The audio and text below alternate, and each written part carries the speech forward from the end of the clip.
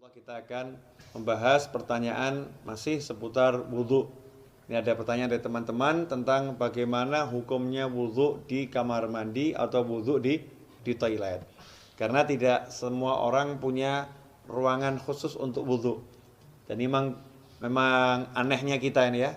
Kita ini kalau bangun rumah ada ruangan untuk mandi, ada ruangan untuk masak, ada ruangan untuk tidur, ada ruangan untuk ngopi. Tapi untuk ibadah yang paling penting sholat, musola enggak ada. Kemudian fasilitas untuk sholat, wudhu juga tidak disediakan khusus. Ini kita kelemahannya. Menyikapi hal itu, maka timbul pertanyaan, kalau wudhunya tidak di ruangan khusus, ya tidak di ruangan khusus untuk wudhu atau enggak punya padasan. Kalau orang Jawa dulu punya padasan ya, gentong yang ada lubangnya di bawah, taruh di halaman untuk minum atau untuk wudhu. Kalau nggak punya seperti itu, adanya kamar mandi, adanya toilet, atau ketika di mall atau di pasar, wudhunya tidak di tempat khusus wudhu, tidak di luar ruangan, tapi di dalam toilet, di dalam kamar mandi, atau di dalam WC kalau bahasa umumnya ya. Kira-kira seperti apa? Sah tidak wudhunya?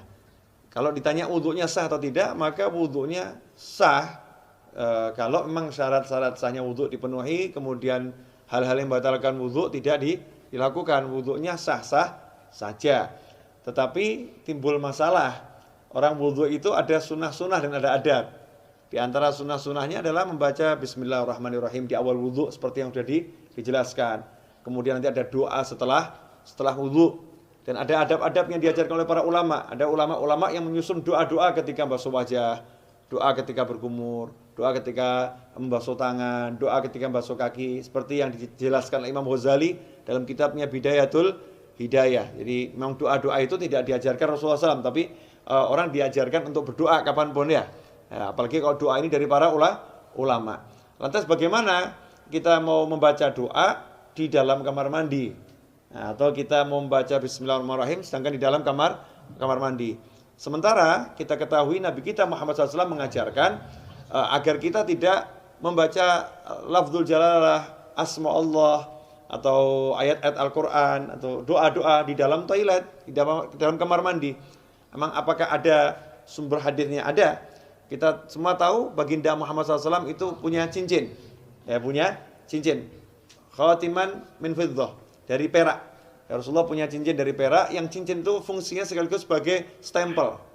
Ya, fungsinya sebagai stempel. Dulu Rasulullah SAW tidak punya cincin, tidak punya stempel. Tapi ketika sahabat mengatakan, nih raja-raja yang pembesar-besar non-muslim itu kalau dapat surat, tidak ada stempelnya tidak mau terima. Ya, mereka tidak akan menerima surat kalau nggak ada stempelnya. Rasul pun mengikuti, kalau begitu buatkan saya stempel. Ya, buatkan saya stempel. Maka dibuatkan stempel, bunyinya Muhammadun Rasulullah.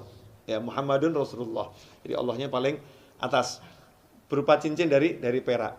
Ketika Rasulullah wafat SAW, setelah wafatnya Rasulullah, cincin itu dipakai oleh Sayyidina Abu Bakar As-Siddiq radhiyallahu anhu. Setelah wafatnya Sayyidina Abu Bakar dipakai oleh Sayyidina Umar ibn Khattab. Kemudian dipakai oleh Sayyidina Utsman bin Affan radhiyallahu anhu. Nah, ketika dipakai Sayyidina Utsman, cincin itu jatuh ke Bir Aris, ya, sumur Aris. Ya, kemudian tidak ditemukan lagi. Nah, apa dasarnya? Ketika Rasulullah masuk ke khala, ke tempat buang hajat, Rasulullah selalu melepas cincinnya. Jadi ketika masuk ke tempat buang hajat, Rasulullah SAW selalu melepas cincinnya. Karena di cincinnya itu ada tulisan Muhammadun Rasulullah. Kalau membawa tulisan aja tidak dianjurkan, apalagi mengucapkannya. Ya, membawanya aja tidak dianjurkan, apalagi mengucapkannya. Berdasarkan hadis tersebut, yang diriwayatkan oleh Imam Al-Hakim, ya, dalam kitabnya Al-Mustadrak Al-Sahihain.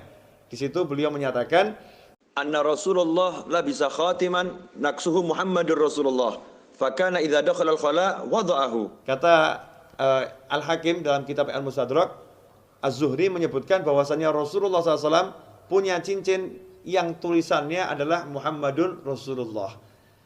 Idza dakhala al-khala wada'ahu. Kalau masuk ke khala, ke toilet, Rasulullah SAW selalu melepaskan cincinnya tersebut. Hadits ini sahih menurut syarat Imam Bukhari dan Muslim, tapi tidak dicantumkan dalam kitab hadis Bukhari maupun Muslim. Maka ditulis oleh Al-Hakim dalam kitabnya Al-Mustadrak yang disusulkan, ya hadis-hadis yang diusulkan. Sebetulnya menurut Bukhari dan Muslim sahih, tetapi belum atau tidak dicantumkan dalam kitab Bukhari maupun kitab Muslim. Nah, hadis ini menunjukkan memang kalau masuk kamar mandi jangan bawa tulisan yang mengandung nama Allah atau nama Rasulullah Shallallahu Alaihi Wasallam. Dari sini ulama kemudian mengambil kesimpulan kalau membawa tulisan nggak boleh, apalagi membacanya. Bukan haram ya, tidak boleh dalam arti tidak beradab atau kurang sopan. Karena itu seyukyanya jangan berwudu di toilet, seyukyanya. Cari tempat wudu yang memang betul-betul untuk wudu. Kalau tidak adanya toilet, barulah silahkan wudu di toilet atau di kamar mandi atau di WC. Tapi kalau wudu di kamar mandi, toilet atau WC, jaga adabnya. Apa adabnya itu? Ya satu, jangan membaca asma Allah. Cukup dibaca di dalam hati. Lantas bagaimana dengan doa setelah wudu? Ya doanya dibaca di luar kamar mandi. Jadi selesai wudu langsung keluar baca doa setelah wudu. Atau bismillahnya dibaca di luar dulu. Bismillahirrahmanirrahim, masuk langsung wudu juga. Nah, dengan begitu maka sunnahnya tidak hilang, tetap bisa melaksanakan sunnah-sunnah yang dianjarkan oleh Nabi Muhammad Sallallahu Alaihi Wasallam. Insyaallah sedikit ini barokah dan jangan kemudian jadi jalan justru. Oh berarti wudu di toilet gak apa-apa. Oke deh, kita wudunya di toilet aja ya. Jangan seperti itu. Usahakan wudu di luar toilet agar bisa melaksanakan banyak sunnah. Kalau memang terpaksa baru berwudu di toilet. Wal afu minkum. Wassalamualaikum warahmatullahi wabarakatuh.